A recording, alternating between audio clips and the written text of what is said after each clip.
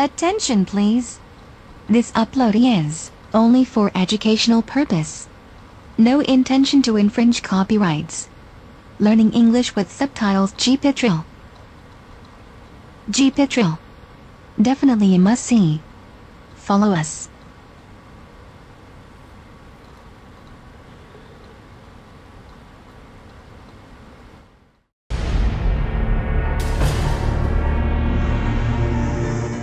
A wood-fringed lake.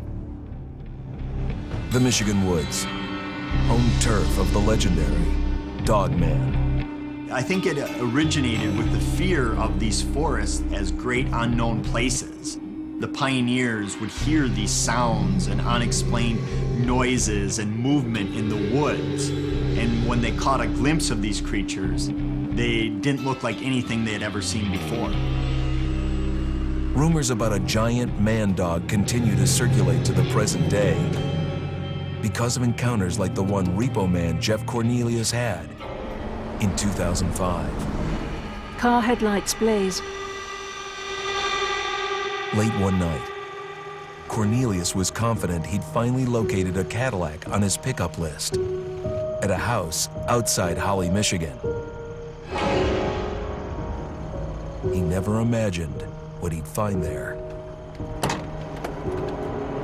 I was definitely skeptic of monsters growing up. Never believed in them. The things that Jeff sees as a repo man are the real life scary stuff. They're the people coming at you with a 2x4 in the middle of the night or hearing a click of a shotgun. When I got out, I'm in the habit of leaving my door open. Whenever I check for repossession, I always leave my door open just in case. The house looked abandoned, but Jeff's gut instinct told him he wasn't alone. Reenactment. Jeff looks startled by a noise. He sees a creature with glowing eyes, snarling at him.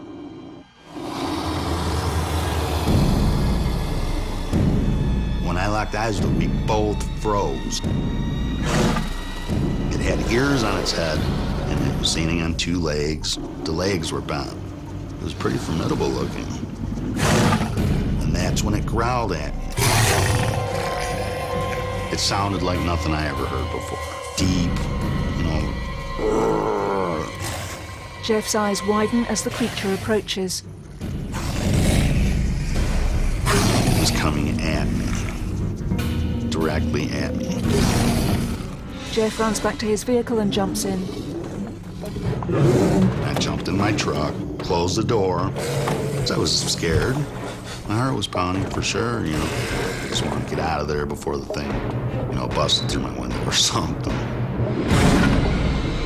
Jeff gunned his tow truck down the dark road, feeling he'd narrowly escaped. If I wouldn't have seen it, it would have definitely attacked me, 100%. When Jeff came and told me that night, I believed what had happened because I could see that he was genuinely afraid, that something spooked him, something scared him. Since radio stations in Michigan first broadcast news of the Dogman in the late 1980s, more than 500 encounters have been reported. After his experience, Jeff Cornelius dropped the Cadillac account. He never wanted to return to that house again. When I'm in the woods repoing vehicles, I try to definitely be a little more, you know, aware of my surroundings so as to not let anything sneak up on me again. I know what I saw that night, and what I saw was the man dog. Jeff drives off in his truck.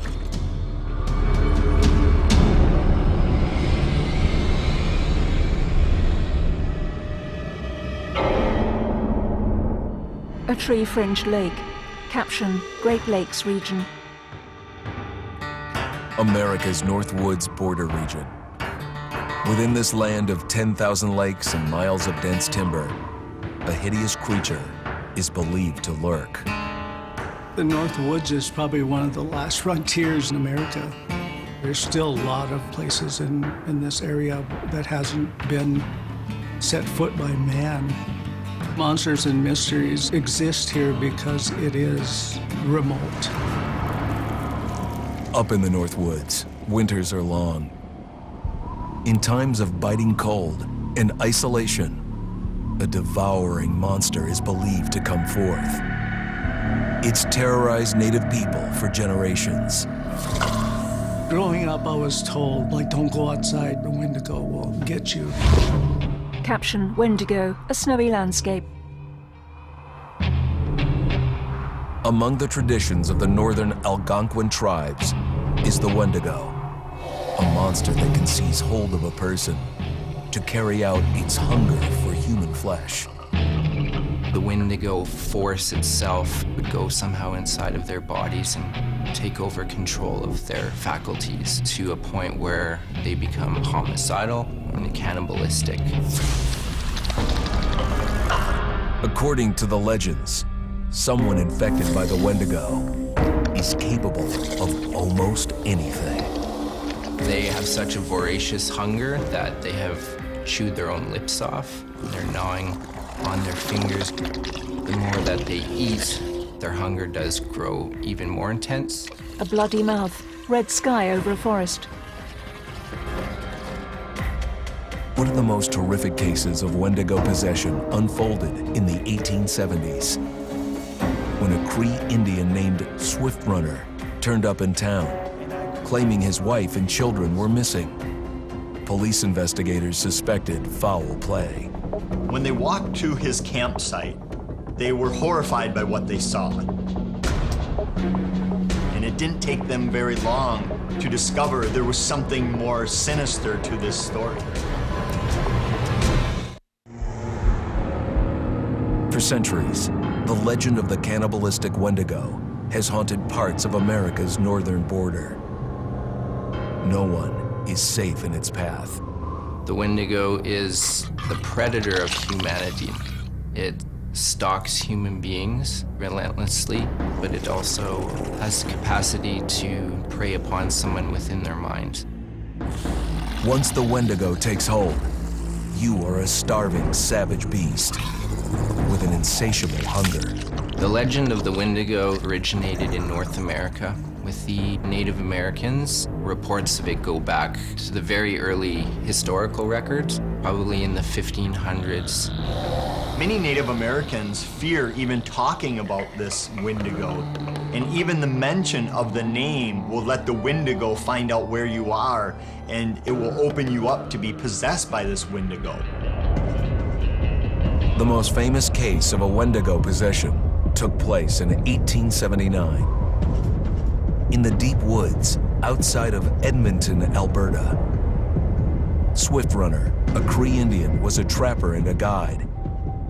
He had left town the previous autumn with his wife, 6 children, and his mother. But when Swift Runner returned in spring, he was alone. Swift Runner came into a nearby village telling this heartbreaking tale. I had to watch them starve to death. Of his family being killed by starvation, and that he was the only survivor. My whole family gone. It wasn't hard to understand a family falling victim to a brutal winter. Yet something was suspicious about Swift Runner. He was a strapping man, and he came into town weighing over 200 pounds. It didn't look like somebody who had just weathered a terrible winter. He wasn't malnourished, didn't look like he was starving. He looked healthier than ever. He looks feverish in bed. After a few nights, it became clear that something was wrong. He started having night terrors, screaming in his sleep. I am the Wendigo! Villagers alerted the police. They look through his window. Swift Runner actually guided them back to his winter cabin. They hold up a lantern in the cabin. When they got there, that's when they saw the true horror. Skulls on the floor. Human skulls were scattered around. Many bones, some of which had been snapped in half, and the marrow inside had been drained. They had never seen anything like it. Swift Runner had killed his entire family, shooting them, hitting them with an axe, strangling, and then eating most of their bodies. He covers his face with his hands. In a white shirt, he stands by a noose.